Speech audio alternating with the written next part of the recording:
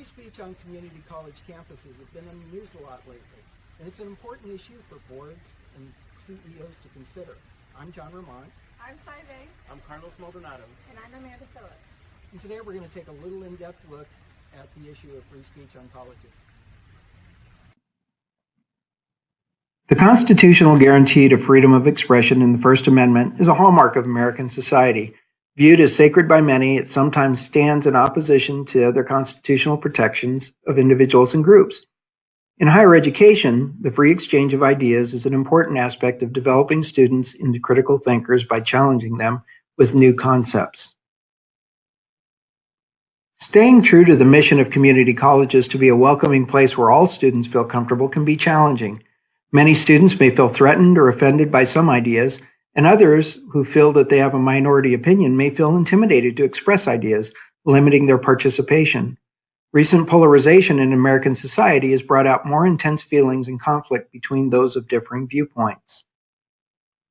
We look to institutions of higher learning to provide a safe place to hold such discourse and to teach students how to examine concepts, exchange ideas, and come to conclusions in a civil manner.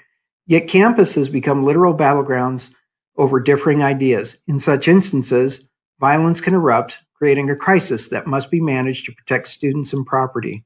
Boards and administrators must balance between providing forums for the exchange of ideas while meeting the responsibility to protect individuals. While the ideals may seem clear, the circumstances can become very muddy. Today, we will examine the history of the issue of free speech, the legal framework, review specific cases, and offer some recommendations for boards and chief executive officers. The modern history of free speech in higher education began with the passage of the Espionage Act of 1917 due to fears of spread of communism, also known as the Red Scare. The Espionage Act suppressed speakers who were in opposition or advocated revolution against the government. The amendment to the Espionage Act was extended by the Sedition Act of 1918 to prohibit many forms of speech. These forms of speech include any disloyal, profane, or abusive language about the government, or the flag of the United States, or the uniform of the Army or Navy. As a result, many radicals and activists lost their jobs, were deported, and others were sent to jail. The fear of communism influenced administrators to impose rules to keep politics out of their campuses. The first mass student disobedience movement against free speech restriction began at the University of California, Berkeley in the fall of 1964. Students had set up for years information tables to support on and off-campus political activities. That fall, administrators enforced the ban of students tabling to prevent off-campus demonstration from spilling onto the campus. Students who opposed the ban were disciplined. This sparked outrage and protests. Students organized rallies and sit-ins demanding their right to free speech. The students' central demand was that the university may only regulate the time and place and manner of their political activity, but cannot restrict the content of the speech or the manner of their advocacy. In January of 1965, the unrest settled with a new acting chancellor, establishing rules for political activity, including the designated location and time where free speech was permitted on campus. This resulted in free speech zones across the nation's colleges and universities. The period of 1980s and 1990s saw an influx of diverse students from disadvantaged communities enrolled in colleges. In an effort to create a more welcoming environment, administrators prevented friction by imposing codes against offensive speech. These speech codes were aimed to prevent and to punish speech that would offend the diverse student body.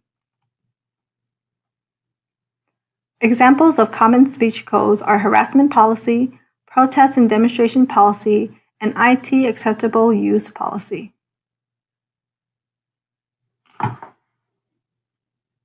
The 2000s was a period in which federal courts ruled against speech codes. Codes such as those at Texas Tech University restricted spontaneous free speech, restricted listening to a free speech zone, and restricted speech considered ridicule and insulting. Harassment codes which prohibited speech because it was hostile or offensive were also ruled unconstitutional. The decade of the 2010s saw a trend of speakers disinvited from campus appearances. Students and faculty demand the exclusion of opinions in which they disagree, and where administrators and speakers gave in to the demands.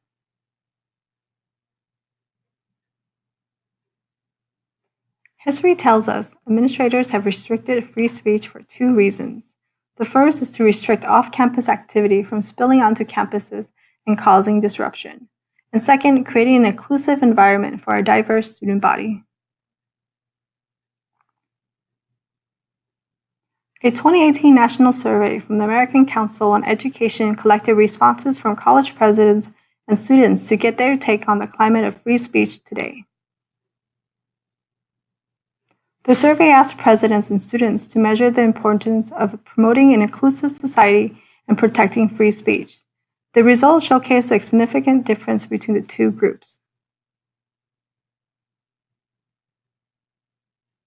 When pressed between inclusion and free speech, presidents lean more towards free speech than students, but majorities in both groups have a strong preference for allowing students to be exposed to all types of speech, even if they might find it offensive or biased. The principle of free speech on campus is critical to the expansion of thoughts and the generation of new ideas, and is the essence of institutions of higher education. However, ensuring this fundamental right poses a significant challenge for any college CEO. A president must create a space where ideas can be challenged and pushed beyond existing boundaries, all while ensuring the safety and calm of an entire community. Two fundamental components of freedom of speech on college and university campuses are academic freedom and free speech zones. According to a First Amendment scholar, academic freedom refers to the right to inquire broadly, to question, and to promote an environment where wrong answers, seemingly absurd ideas, and unconventional thought are not just permitted, but even encouraged. This idea most often extends to faculty, but includes all within the educational environment, even students. The Sweezy versus New Hampshire case of 1957 found in favor of Professor Sweezy and stated that the essentiality of freedom in the community of American universities is almost self-evident. Scholarship cannot flourish in an atmosphere of suspicion and distrust.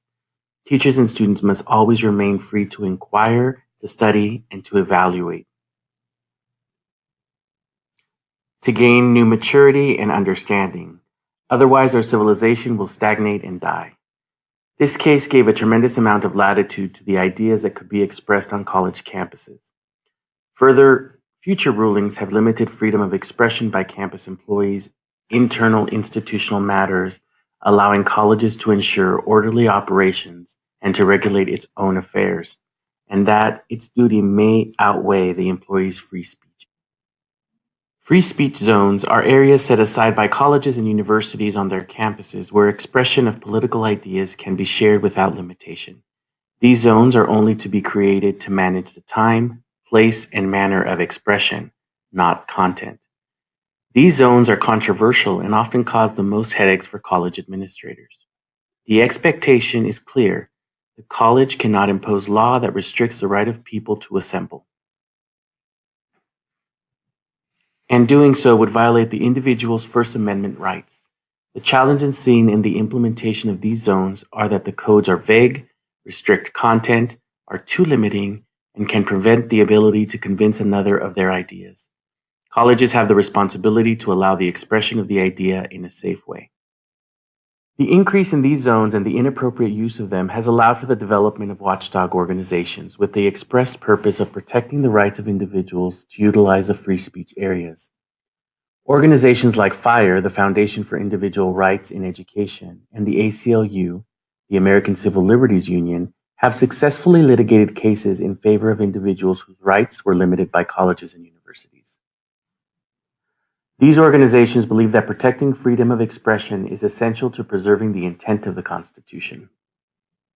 This important issue is constantly evolving and has forced the courts to decide matters that affect a college CEO's ability to implement policies that balance the fundamental right of freedom of speech and keeps a community of changing ideas safe and free for learning and growth. Colleges use court decisions to develop policies around freedom of expression on campus. A way that colleges are limiting speech on campus is when it is deemed to fall in the category of fighting words. Colleges have often incorrectly labeled expression as fighting words and consequently violated free speech laws. This limit occurs in an attempt to be considerate of others. Colleges must remember when using the fighting word standard that the words must be directed at an individual in a face-to-face confrontation that is likely to provoke a violent action. Offensive speech is speech that deeply offends our morality or is hostile in our way of life. Even that type of speech has the same protection as other forms of speech. The heckler's veto is a common term used outside of the law to define the suppression of speech by colleges because allowing that speech has the possibility of a violent reaction by hecklers. This is important to avoid because colleges must be mindful to allow speakers to have a platform and cannot limit access to facilities because of the content of the speech.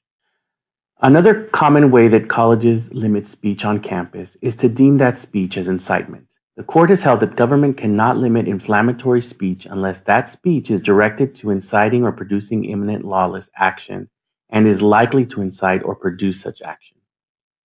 This standard is on purpose very high. The action must be immediate after the speech and cannot only be a possible outcome of the speech. According to the courts, individuals are responsible for their own actions, and the speaker cannot be held responsible for the actions of others taken after the speech is over. Recent events on campuses across the nation have resulted in speakers being canceled on college campuses, protest of the speakers, and different types of unrest. These events and the reactions to them have resulted in an executive order that mandates that colleges uphold free speech or risk jeopardizing federal research funds. The order directs federal agencies to take appropriate steps to ensure that colleges receiving federal research funds promote free inquiry. Now we will discuss a few incidents and their impact. In November 2011, UC Davis students occupied their quad in protest of high tuition. The president ordered campus police to remove them and did not specify on the use of force. A police officer sprayed a military-issued pepper spray at seated students at close range. Public outcry on the use of force was immediate. The incident cost the university over $1 million in legal fees and settlements, an additional $2 million increase to the public relations budget. They contracted to remove references to the incident from the internet, which backfired. 5 years after the incident, when the president resigned, the headlines still read, "President in pepper spray incident resigns." At LA Pierce College, a student was prevented from distributing Spanish-language copies of the Constitution because he wasn't in the free speech zone and he had no permit. Through a lawsuit, it was established that the 616-square-foot free speech zone was not reasonable on the 426-acre campus. Pierce paid $225,000 in legal fees to the student, and the district abolished free speech zones at all their sites. Recently, academic freedom has been challenged to not include racial slurs. 2 professors prominently have been suspended after using the N-word during class. One law professor used it while discussing a civil rights case and again to highlight the concept of fighting words. An honors seminar instructor quoted it from the book they were discussing and then held it as an additional discussion around the use of the word. The American Association of University Professors is strongly against banning certain words from the classroom. A College of the Desert student's video of him challenging his English instructor's use of the word received international attention and over 1.2 million views on Instagram, resulting in several calls and complaints to the college. The University of Arizona's leadership was thrust into a tough position when 3 students followed and yelled at 2 Border Patrol officers who had been invited to speak to the Criminal Justice Club. After video of the incident was released, the students were charged with misdemeanors. The leadership's position is essentially neutral in that they support free speech, but in this case, the students disrupted the learning environment. The charges were dropped, but community, legislative, and campus constituents continue to press the administration in different directions on this very divisive issue. The Silent Sam controversy plagued Chancellor Folt's leadership at UNC Chapel Hill. After years of protest and no action by administration, protesters pulled the Confederate statue off its pedestal in 2018. Protests continued, with different groups either wanting the statue restored or wanting the pedestal removed. Chancellor Folt was criticized for not making a decision. In January, she had the pedestal removed in the dead of the night. Her announcement of its removal was also her resignation, and the board removed her immediately afterward. That decision has become her legacy at Chapel Hill. As demonstrated, the issue of free speech is a complex issue that is fraught with pitfalls for boards and administrators. Setting boundaries and maintaining a safe and welcoming environment while upholding the requirement for free expression of ideas, even offensive ones, can be difficult and potentially career endings. A conflict on campus arising out of the freedom of expression can create a quickly escalating crisis on the campus, much like a natural disaster. In order for the institution to weather such a crisis, they must be prepared. Planning is key to preparation and must include plans for before, during, and after a potential event. Central to that planning is policy development and communication throughout the entire process. Things to consider prior to an event, such as pre-planning, which requires a careful review or audit of existing policy to ensure that they meet legal requirements and are in alignment with the institution's core values and culture. Training for governing boards, administration, faculty, and staff is critical so that all parties are able to respond appropriately in an escalating situation. All levels should be involved. This includes student services, public safety, facilities, and any other college personnel who are likely to be on the front lines during an event. This training should be developed in conjunction with and presented by legal counsel. Policies must be broad enough to address conflicts that might arise in a variety of settings and circumstances. Situations can originate inside or outside the classroom, from students or faculty, from inside groups or outside groups or speakers. Policies must be viewpoint neutral and not be in response to a particular issue. Policies must be consistently applied to all groups and constituents. An assessment of the campus climate should be made and preparations made based on a comprehensive risk assessment. During an event, the communication plan should ensure that the president or senior executive in charge and the board have access to updated and accurate information. Communication should be based on pre-developed statements that have been developed in cooperation with the Public Information Office and the college's legal counsel. Key staff such as public safety and counselors need to be well trained so that they can respond within a framework that keeps people and property safe while preserving students and others' rights. There must be adequate equipment and supplies to address injuries and damaged property. After the event, communications and statements issued by the college must be clear, accurate, and transparent to protect the reputation of the institution. Responses need to be carefully measured against law, policies, and the institution's values.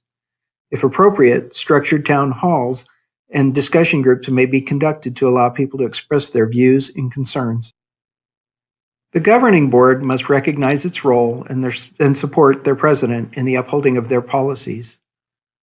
A crisis arising from a conflict of ideas on a campus can arise at any time, and the consequences can be difficult to predict. The best path to navigating through a difficult circumstance involves careful, well-thought-out planning, coupled with continued training and review. While preparation cannot guarantee success, lack of planning can certainly predict an outcome of failure.